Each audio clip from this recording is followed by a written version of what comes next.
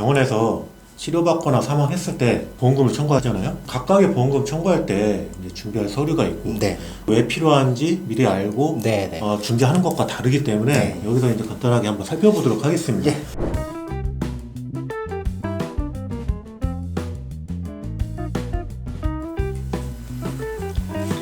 예, 안녕하십니까. 바로닷컴의 부부 손해사정사입니다. 바로닷컴의 이정우입니다. 오늘은 병원에서 치료받거나 사망했을 때 보험금을 청구하잖아요. 네네. 뭐 치료에 관련된 보험금이든 사망보험금이든 후유장애 보험금이든 각각의 보험금 청구할 때 이제 준비할 서류가 있고 네. 홈페이지에서 다운받아서 안내 받으면 그만인데 그래도 보험소비자들이 이걸 미리 알고 또 왜 필요한지 미리 알고 네네. 준비하는 것과 다르기 때문에 네. 여기서 이제 간단하게 한번 살펴보도록 하겠습니다. 예, 일단 네. 우선 말씀드릴 게 있는데요. 네. 저희가 오늘 이제 말씀드린 내용들은 이제 기초적인 서류인 거고, 보험회사에다가 이제 어떤 서류를 준비해서 청구를 하더라도, 보험회사가 추가적으로 요청하는 서류가 있을 수 있다. 이거는 이제 기본적으로 깔고 가시고요. 또한 이제 어떠한 보험금이든지 전부 다 본인이 가입한 보험회사 홈페이지에 가셔서 보험금 청구서라는 서류를 반드시 이제 발급 받으셔서 출력해가지고 거기에다 사인하셔가지고 청구를 하셔야 되고요. 만약에 이런 이제 인터넷이나 이런 걸 좀 이용하기 어렵다 뭐 이러신 분들 같은 경우에는 보험회사 담당 지점에 가서 보험금 청구서를 발급 받으셔가지고 사인하셔서 제출하시면 될 것 같고요. 이제 실손 보험금부터 할 건데 실손 보험금은 청구할 때 준비할 서류가 있나요? 기본적으로 실손보험금은 이제 영수증이 기본적으로 필요하게 됩니다. 치료비 영수증. 네네. 그리고 이제 일단 보험금 청구서도 기본적으로 같이 필요하게 될 텐데요. 이러한 영수증은 이제 연말정산 환급용 영수증이 아니라 병원 치료비가 나열되어 있는 병원에서 바로 발급되는 그런 영수증이 필요할 거고요. 또한 이제 회사마다 다르기는 하지만 3만 원 이상 같은 경우에는 진료비 세부내역서 이 서류도 추가적으로 필요한 경우가 있으니까 미리미리 준비하셔가지고 보험사한테 청구하면 될 것 같습니다. 진료비 세부 내역서 이게 되게 중요할 수도 있겠네요. 예, 뭐 저도 얼마 전에 이제 좀 눈이 다쳤잖아요. 네. 그래서 응급실 가가지고 치료를 받았는데 혹여나 나중에 이제 귀찮은 일 생길까봐 진료비 세부 내역서도 같이 청구해서 청구를 하니까 한 2시간 만에 지급이 되더라고요. 그러면 실손보험금 청구할 때 네네. 이 서류 외에 또 다른 것도 더 필요한가요? 실손보험금 같은 경우는 상해담보도 판매하고 질병담보도 판매를 하고 있잖아요. 그래서 이제 보험회사 입장에서는 어떠한 담보로 인해서 지급을 해야 되는지 그 부분을 확인하기 위해서 뭐 초진 차트나 응급기록일지 이러한 서류들을 추가적으로 요청하는 경우도 있는데요. 이것도 이제 응급실 가면은 이제 그 자리에서 발급이 안 되는 경우도 있는데 차라리 이거를 한 번에 이제 모아서 청구한다고 했을 때는 이런 서류들도 다 같이 준비해서 청구하는 게 나을 것 같습니다. 그러면 실손보험은 됐고 네. 그러면 사망보험금을 청구할 때 네네네. 여기는 좀 다른 점이 있나요? 좀 이제 서류 자체가 조금 더 많아지게 되는데요. 네. 일단 이제 기본적으로 이제 사망을 확인할 수 있는 서류, 사망 진단서나 이제 시체 검안서 이런 게 이제 필요할 거고요.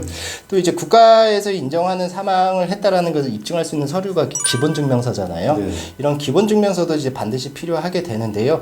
기본 증명서 같은 경우는 일단 이제 사망을 하고 나서 동사무소에 이제 신고를 하게 되면은 1주에서 2주 정도 경과가 되고 나서 사망에 대한 절차가 다 끝나게 됩니다. 이때 이제 기본 증명서를 발급 받았을 때 옆에 이제 망인이라고 기재가 되어 있는데 이런 망인으로 기재되어 있는 이제 기본 증명서를 발급 받으셔야 됩니다.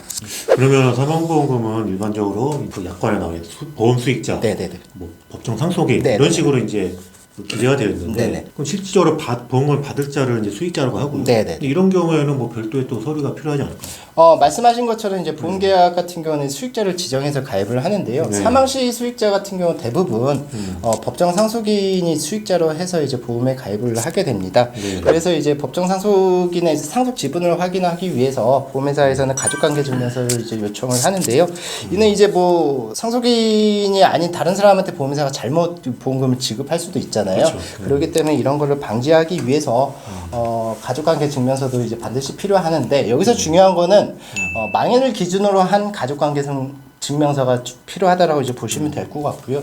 또 이제 상속권자가 한 명이라면 상관없지만 여러 명일 수도 있잖아요. 그럴 경우에 이제 각각의 보험금을 청구해서 받을 수도 있고, 또한 이제 한 사람을 지정을 해서 그 사람에게 모두 위임을 해서 이제 사망보험을 받을 수도 있는데, 이런 경우에는 그 위임하는 사람들의 인감과 인감 증명서 요게 이제 필요하게 되죠. 그래서 이제 보험회사 홈페이지에 가시면 이제 위임장이라는 서류가 있는데요. 거기에 이제 인감 도장을 찍어서 위임한다라는 그 표시를 해줘야 되는 거죠.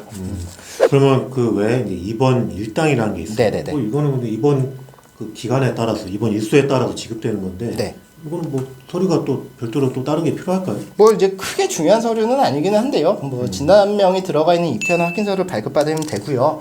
만약에 이제 중환자실에 입원을 했다라고 하면은 중환자실에 입원했다는 증명할 수 있는 서류들 그거를 이제 추가적으로 같이 청구하시면 되죠. 그러면 이제 보험회사하고 가장 다툼이 많은 네. 이 후유장애 보험금 이런 경우에는 뭐 어떠한 서류가 필요할까요? 후유장애라는 거는 이제 뭐 상해 담보도 있고 질병 담보도 있는데 이제 일반적으로 이제 상해 담보가 이제 많이 가입이 되어 있잖아요. 그렇기 때문에 이제 이 사람의 후유장애 발생한 원인이 무엇이냐 이거를 확인할 수 있는 초진 차트나 혹은 응급 기록 일지가 이제 반드시 필요하고요. 그 다음에 이제 후유장애 진단서도 필요합니다. 그런데 이런 후유장애 진단서 같은 경우에는 발급 비용이 좀 비싸요. 그래서 이제 뭐 다른 서류로 대체할 수 있느냐 막 이렇게 이제 여쭤보시는 분들도 있는데, 이거는 이제 병원 입장에서도 봤을 때도 이제 비싸기 때문에 본인들의 수익과 관련된 부분이잖아요. 그래서 이제 후유장애와 관련한 내용을 확인하고 싶다라고 하면 일반 진단서가 아닌 후유장애 진단서를 이제 해주려고 하고요. 다만 이제 그 절단이나 뭐 이런 거 같이 명확하게 이제 장애가 이제 평가가 될 수 있는 것들 있잖아요. 그런 경우에는 후유장애 진단서가 필요 없고 영상의학 CD나 뭐 이런 걸로도 대체가 됩니다. 후유장애 진단서도 이제 종류가 여러 가지가 있는데 뭐 맥브레이드 장애 진단서, 네. 이거 교통사고나 이제 손해배상 그 형식대로 해야 되고, 이 후유장애 진단서는 AMA 방식이라고 해서 네네. 그냥 의사한테 그냥 제가 생명보험, 상해보험금 청구할 건데 거기에 맞춰서 써주십시오. 네네네 맞습니다. 그게 되게 중요하죠. 네, 어떠한 네, 형식으로 발급하면 괜히 다시 비용만 날리게 비용만 되는 나가니까. 거죠. 네. 그러면 이제 장애 진단서 제출하면 다 끝은 아니겠죠. 뭐 후유장애 보험금 자체가 이제 분쟁이 많다라고 했잖아요. 네. 그렇기 때문에 이제 보험회사 입장에서는 대부분 이제 후유장애 보험금과 관련한 이제 조사가 나오게 되고요. 그 조사가 나왔을 때 이제 피보험자 측에다가 당신의 기록을 확인하기 위해서 위임장이나 동의서에 사인을 해달라고 합니다. 이거는 이제 본인의 그 다녔던 병원 그 병원에서 치료받았던 기록이라든지 CD라든지 이런 걸 이제 발급받으려고 하는 건데요. 뭐 이 부분에 대해서는 협조를 해줘야 되는 의무가 있기 때문에 거기에 대해서는 설명을 해줘야죠. 그러면 이제 수술이나 골절 시 이제 보험을 받으려면 뭐 진단서나 영상 기록, 그 수술 기록지만 이제 제출하면 되니까 네네. 크게는 뭐 문제는 안 될 것 그쵸. 예, 같은데 그런 부분은. 질병이 애매하단 말이에요. 네네. 특히 안보험금 네네. 이것도 많이 문제되고 있잖아요. 그쵸. 그 안보험금에 대해서는 특정한 서류가 또 뭐가 필요한지. 뭐 저희가 나중에 이제 또 준비는 하기는 할 텐데 이제 안보험금 같은 경우는 진단서 내용도 중요하지만 조직검사 결과지가 더 중요합니다. 그래서 이제 진단서뿐만 아니라 조직검사 결과지도 반드시 같이 발급을 받으셔야 되고요.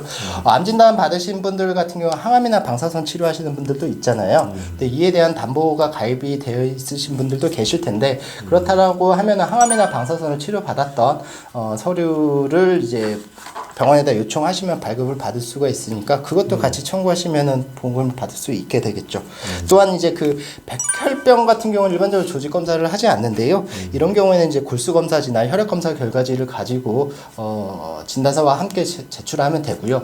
또 이런 경우들 있잖아요. 뇌나 폐, 간, 췌장 이런 경우도 이제 조직 검사를 하는 경우도 있는데 조직 검사를 하지 않고 그냥 진단을 내리는 경우도 있거든요. 이거는 보통 이제 CT 검사를 가지고 이제 암 진단 여부를 이제 판단하게 되는데요.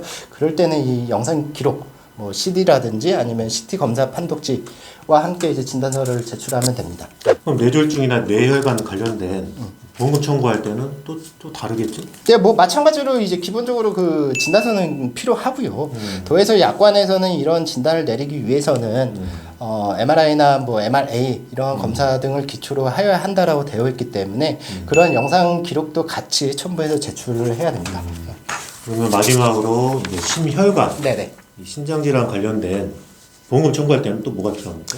뭐 심혈관 질환과 관련해서 보험에서 판매하는 상품 대표적으로 이제 심근경색 진단비가 있을 거고 또한 이제 협심증 진단비도 있는 경우도 있는데요. 이러한 진단을 받았다는 사실에 대해서 이제 확인할 수 있는 검사 결과지, 즉 관상동맥 조영술이라든지 EKG 검사지, 뭐 심전도 검사지, 그다음에 이제 피 검사 결과지, 그 더해서 뭐 진단서 이렇게 이제 필요하게 되고요. 뭐 저희가 이제 말씀드렸던 이런 서류들은 기초 서류인 거고 추가적으로 이제 보험회사가 나중에 요청할 수도 있는데. 일단 뭔가를 있어야지만 청구가 가능하다라는 거는 알고 계셔야 될 것 같고요. 그 뭔가가 있다라는 거에 대한 기초적인 부분에 대해서는 저희가 오늘 살펴본 내용이라고 보시면 될 것 같습니다. 보험금의 종류가 많은 만큼 이제 그 준비할 서류도 되게 다양한 것 같은데 좀 참고하셔서 네네. 네, 보험금 청구하는데 도움이 되셨으면 좋겠습니다. 구독, 좋아요. 알림 설정 부탁드립니다. 또한 근로서 보험과 관련된 내용을 더 보고 싶으시다면은 화면에 나오는 방법대로 저희 블로그를 방문하셔서 보시면 될 것 같고요. 상담을 원하시는 분들은 카카오톡 오픈 채팅을 통해서 상담 요청하시면 됩니다. 네, 네. 이상 마치겠습니다.